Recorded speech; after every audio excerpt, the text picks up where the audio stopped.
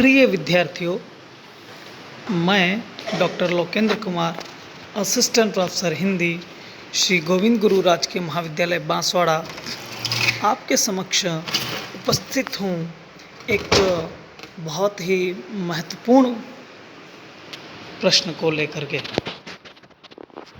प्रिय विद्यार्थियों, प्रथम वर्ष कला हिंदी साहित्य द्वितीय प्रश्न पत्र अंतर्गत एक बहुत महत्वपूर्ण प्रश्न आता है और वह है नाटक के तत्व। जी हाँ, जब हम नाटक के तत्वों की बात करते हैं तो नाटक के तत्वों के आधार पर नाटक का मूल्यांकन या समीक्षा की जाती है। जैसा कि आप सभी को जानकारी है, नाटक एक दृश्य श्रव्य विधा है। दृश्य श्रव्य विधा से तात्पर्य यह है कि नाटक का रंगमंच पर अभिनय किया जाता है। कुशल नायक या नायिका या अन्य पात्र है, वह रंगमंच पर अभिनय करते हैं और उसके द्वारा सहृदय सामाजिक तक अपने संदेश या विषय को पहुंचाते हैं। सहृदय सामाजिक या दर्शक हैं, वो संवादों को सुन करके उस नाटक के घटना चक्र को समझते हैं और आनंद प्राप्त करते हैं। लेकिन यहाँ नाटक का उद्देश्य सिर्फ मनोरंजन नहीं है। प्रत्येक नाटक का एक विशिष्ट उद्देश्य होता है और उस उद्देश्य में सफल होना ही नाटक की सफलता है। जब नाटक की समीक्षा की जाती है तो उसके कुछ विशिष्ट तत्व हैं, उन तत्वों को ध्यान में रखा जाता है। हम संस्कृत या भारतीय दृष्टिकोण की बात करें तो नाटक के 4 तत्व स्वीकार किए गए हैं, किंतु आधुनिक युग में नाटक की जो समीक्षा की जाती है वह पाश्चात्य तत्वों के आधार पर की जाती है। पाश्चात्य दृष्टि से नाटक के 7 तत्व हैं। इन 7 तत्वों के आधार पर हम नाटक की समीक्षा करते हैं। इन 7 तत्वों में सबसे पहला है कथा वस्तु। जी हाँ, कथा वस्तु प्रत्येक नाटक का आधार है। अगर बहुत सरल शब्दों में मैं आपको बताऊं तो एक कहानी, जो नाटक में रंगमंच पर जब पात्र अभिनय करते हैं तो जो कुछ बोलते हैं, जो घटना चक्र आगे बढ़ता है, जो कहानी आगे बढ़ती है, वह उसकी कथा वस्तु है। अब कथा वस्तु यदि अच्छी है, सहृदय सामाजिक या दर्शक को समझ में आती है, तो वह बहुत अच्छी कथा वस्तु कही जाएगी और बहुत अच्छा नाटक कहा जाएगा, क्योंकि कथा वस्तु ही नाटक का आधार है। लेकिन ऐसा नहीं कि आपने जो सबसे अंत में आना चाहिए उसको सबसे पहले बता दिया और फिर बाद में धीरे धीरे जो पहले आना चाहिए वो बाद में बताओगे, तो वो उसका क्रमिक विस्तार नहीं हुआ। क्रमिक विस्तार होना चाहिए। क्रमिक विस्तार से उसमें रहस्य बना रहता है, उसमें जिज्ञासा बनी रहती है और वो जो सहृदय सामाजिक है ये सोचता रहता है कि आगे क्या होगा, आगे क्या होगा, और जैसे वो ये सोचता है कि आगे क्या होगा, वह उस नाटक से जुड़ जाता है, जुड़ता रहता है और इस प्रकार एक सफल नाटक की रचना होती जाती है। जब कथा वस्तु की बात करते हैं हम, तो कथा वस्तु है जो वह ऐतिहासिक हो सकती है, पौराणिक हो सकती है, राजनीतिक हो सकती है, सामाजिक हो सकती है या फिर कोई काल्पनिक हो सकती है। जैसे जयशंकर प्रसाद के ध्रुव श्री नाटक को लीजिए आप, तो ध्रुव श्री एक ऐतिहासिक नाटक है क्योंकि उसके सारे पात्र हैं वो ऐतिहासिक हैं और वो जो इतिहास में घटना चक्र घटित हुआ है उस घटना चक्र को यहाँ पर मंचित किया जा रहा है। अब ये नहीं कि वो कथा वस्तु ऐतिहासिक है तो सारा उसमें ऐतिहासिक तथ्यों का लवाजमा होगा, नहीं तो वो इतिहास बन जाएगा अगर ऐसा हुआ तो। यहाँ पर जो नाटककार है वह उस कथा वस्तु में अपनी कल्पना का मिश्रण भी कर देता है, जिससे उसमें कौतूहल बना रहता है और रोचकता आती है। यूँ कहें सरल शब्दों में कि नाटक की सफलता बहुत कुछ है, वह कथा वस्तु पर निर्भर है। दूसरा इसका प्रमुख तत्व है पात्र एवं चरित्र चित्रण। प्रत्येक कथा वस्तु को प्रस्तुत करने वाले रंगमंच के माध्यम से वो होते हैं पात्र। इन पात्रों के द्वारा ही नाटक की कथा वस्तु प्रेषित की जाती है। पात्र जब हम चयन करते हैं तो हमें ये ध्यान रखना चाहिए कि उस पात्र की पृष्ठभूमि क्या है और उस पृष्ठभूमि के अनुकूल वह लगना चाहिए। जैसे कोई नाटक है और उसमें किसी सैनिक का आप मंचन करवा रहे हो, उसको पात्र बनवा रहे हो, तो फिर उसकी जो लंबाई है, जो इसका सीना है, वो सैनिक जैसा होना चाहिए, उसका रोब है वो उसके जैसा दिखना चाहिए, तो फिर आनंद आएगा। अन्यथा आपने किसी दुबले पतले को खड़ा कर दिया तो फिर वह सैनिक का मंचन नहीं कर पाएगा। इसी तरह मान लीजिए आपको कृषक का बताना है, तो फिर उसको कृषक की वेशभूषा पहना करके इस प्रकार आपको तैयार करना होगा कि वो स्वाभाविक लगे। नाटक में जो पात्र होते हैं उनकी सीमित संख्या हो तो बेहतर रहता है। कारण यह है कि उनको मंचन करना है।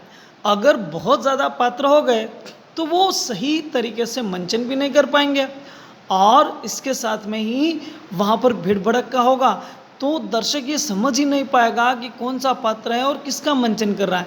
इसलिए एक अच्छे नाटक की यह विशेषता होती है कि उसमें सीमित संख्या में पात्र होते हैं। चयन में सतर्कता की हम बात कर ही चुके हैं। पात्रानुकूल ध्वनि। रंगमंच के पार्श्व में एक ध्वनि प्रवाहित होती रहती, चलती रहती है, सुनाई देती है, या फिर कई बार हल्के मध्यम स्वर में कुछ संगीत भी चलता रहता है। तो वो जो इस प्रकार का मंचन है, जिस प्रकार का नाटक है, उसके अनुकूल होनी चाहिए। जैसे कोई पौराणिक है तो पौराणिक नाटक है तो उसकी धुन इस प्रकार की होनी चाहिए कि उसमें उसको सुनते ही हमें एक आध्यात्मिक जगत का आभास हो। पात्रों का चरित्र चित्रण है वह सहज, स्वाभाविक, सजीव और विषयानुकूल हो, उससे एक श्रेष्ठ नाटक बन पड़ता है। तीसरा प्रमुख तत्व है संवाद। देखिए, जो रंगमंच पर अभिनय कर रहे हैं पात्र, वो दर्शक तक कैसे पहुंच रहे हैं? दर्शक तक पहुंचने का माध्यम है संवाद। वो आपस में जो बातचीत करेंगे वो बातचीत है वह पहुंचती है दर्शकों तक, सहृदय सामाजिक तक। इसलिए नाटक को गति प्रदान करने वाले संवाद या कथोपकथन ही होते हैं। अब संवाद है वह विषय के अनुकूल होने चाहिए। संक्षिप्त छोटे छोटे संवाद होंगे तो ज़्यादा पकड़ बनाएंगे, जल्दी से समझ में आएंगे। सजीव हो, सरस हो और परिस्थिति के अनुरूप हो, अर्थात उसमें इस प्रकार की परिस्थितियां बनाई जाए कि वो विषय के अनुकूल हो और सहृदय सामाजिक को आसानी से समझ में आए। लंबे संवाद बोझिल हो जाते हैं। कई बार क्या होता है कि नाटककार जब नाटक की रचना करता है तो वो ध्यान में नहीं रखता है और लंबे लंबे संवाद अपनी विद्वता के लिए कर देते हैं।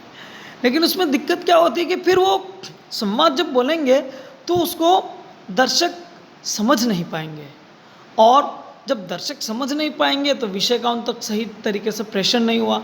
सही तरीके से अगर प्रेषण नहीं हुआ तो वो उसके उद्देश्य को प्राप्त नहीं कर सकेगा। चौथा प्रमुख तत्व है देश काल एवं वातावरण। देश काल एवं वातावरण से तात्पर्य है तात्कालीन परिस्थितियों का जीवंत उद्घाटन।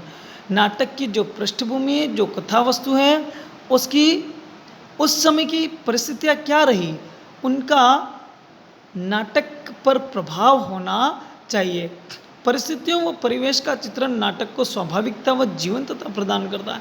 हमको लगता है कि नहीं यार, ये वास्तव में ऐसी घटना घटी होगी, ऐसा हुआ होगा, तभी हमको लगता है। जैसे अब देखिए, जयशंकर प्रसाद के नाटक की अपन बात करते हैं तो चंद्रगुप्त नाटक है, तो आप उस नाटक को जब पढ़ेंगे, जब उसको दर्शक देखेंगे तो आपको लगेगा कि वास्तव में वो जो परिस्थितियाँ वो इस समय घट रही हैं, हमारे सामने घट रही हैं। या फिर अब महाराणा प्रताप के ऊपर कोई नाटक है तो आपको बताना पड़ेगा, उसके पार्श्व में कुछ पहाड़ी दृश्य हमको बताने पड़ेंगे और इस प्रकार की परिस्थितियाँ बतानी पड़ेंगी। महाराणा प्रताप को हमें जंगल में भटकता हुआ दिखाना पड़ेगा, उनको जो जनजाति समुदाय है उनसे सहयोग मानते हुए दिखाना पड़ेगा और उनको अकबर के सैनिकों को मारते हुए दिखाना पड़ेगा। ऐसी परिस्थितियाँ हमको साकार करनी पड़ेंगी, तभी वह सही नाटक बन पड़ेगा। और साथ ही उनकी जो वेशभूषा है वह भी उस पात्रानुकूल होनी चाहिए। वेशभूषा, कई बार क्या होता है कि हम वेशभूषा को महत्व नहीं देते हैं और उसको साथ में समझौता कर लेते हैं, फिर उसका प्रभाव जो होना चाहिए वो नहीं हो पाता है। पांचवा प्रमुख तत्व है उद्देश्य। जी हाँ, प्रत्येक नाटक की रचना किसी विशिष्ट उद्देश्य को लेकर के की जाती है। उद्देश्य प्राप्ति ही नाटककार का प्रमुख ध्येय होता है। यानी आप सामाजिक नाटक की रचना कर रहे हैं तो समाज के जिस ज्वलंत विषय को या समाज की जिस समस्या को आपने उठाया है उसमें सफलता प्राप्त होती है तब जब वह दर्शक प्रभावित होता है, वो अपना प्रभाव छोड़ पाता है। सरद सामाजिक पर यदि उसका प्रभाव तीव्र रूप से अंकित हुआ और वो एक नाटक समाप्ति के पश्चात चर्चा का विषय बन गया तो समझिए आपको उद्देश्य में सफलता मिली है।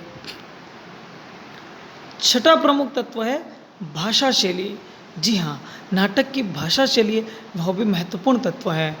भाषा चूँकि अपन को संवादों के द्वारा प्रेषण करनी है, इसलिए भाषा बिल्कुल सहज होनी चाहिए, सरल होनी चाहिए, स्वाभाविक होनी चाहिए, पात्रानुकूल होनी चाहिए। अर्थात वो जो दर्शक हैं वो भाषा है उस प्रकार की होनी चाहिए। जैसे आपके सामने जो दर्शक बैठे हुए वो हिंदी भाषा को समझने वाले हैं और आपने यदि मंचन उसका आंग्ल भाषा में किया या किसी अन्य भारतीय भाषा में किया तो वो विषय उन तक जितना आप पहुंचाना चाहते वो नहीं पहुंच पाएगा। इसलिए भाषा सहज, सरल और स्वाभाविक होनी चाहिए। साथ ही शैली है वो सांकेतिक हो, संकेतों के द्वारा समझे और उसमें विश्लेषण होना चाहिए। विश्लेषण करने से क्या होगा कि जो छोटे छोटे बिंदु हैं, छोटे छोटे तत्व हैं, छोटे छोटे तथ्य हैं वो निकल कर बाहर आएंगे और वो दर्शकों तक पहुंचेंगे। साथ ही शैली कथा वस्तु के अनुकूल भी होनी चाहिए। एक प्रमुख तत्व है, अंतिम प्रमुख तत्व है, वह है रंगमंच एवं अभिनय। जी हाँ, नाटक का मंचन है वह रंगमंच पर किया जाता है और पात्रों के द्वारा उसका अभिनय किया जाता है। तो अपन पहले रंगमंच की जब बात करें तो रंगमंच की साज सज्जा है वो नाटक के अनुकूल होनी चाहिए। उसकी रोशनी है वो पर्याप्त हो और उसका जो इफ़ेक्ट है, जो उसका प्रभाव है वो दर्शकों तक आना चाहिए। साथ ही ध्वनि जो नाटक की कथा वस्तु है उसकी मांग के अनुकूल हो और भव्यता, कई बार क्या होता है कि हम जो रंगमंच है उसको इतना चमका दमका देते हैं, साज सज्जा कर देते हैं। वास्तव में भव्यता यदि आवश्यक है तो ही कीजिए। एक घर के अंदर का दृश्य है और घर के अंदर के दृश्य में यदि आप कृत्रिम रोशनी बहुत ज़्यादा कर दोगे, साज सज्जा बहुत कर दोगे तो आनंद नहीं आएगा। उसको हमें स्वाभाविक करना चाहिए। जिसके घर में एक पेंटिंग हो सकती है, थोड़ी बहुत साफ़ सफाई, एक हाथ कोई मेज हो सकती है, टीवी हो सकता है, इतना अपन को समझ में आता है। लेकिन आप उसमें बहुत ज़्यादा तड़क भड़क पैदा कर दोगे तो आनंद नहीं आएगा। इस प्रकार कुशल अभिनेताओं के द्वारा ही अभिनय करवाना चाहिए, क्योंकि दर्शक तक जो पहुँचेगा नाटक की कथा वस्तु, नाटक के उद्देश्य, वह अभिनय द्वारा पहुँचेगा। यदि अभिनय जीवंत है तो नाटक का प्रभाव भी उतना ही अंकित होगा। इस प्रकार यह नाटक के 7 प्रमुख पाश्चात्य दृष्टि से तत्व हैं। इन तत्वों के आधार पर हम नाटक की समीक्षा करते हैं। इस प्रकार ये बहुत महत्वपूर्ण आपके लिए प्रश्न है। ये 7 तत्व हैं। इन 7 तत्वों के आधार पर आप किसी भी नाटक की समीक्षा कर सकते हैं। धन्यवाद।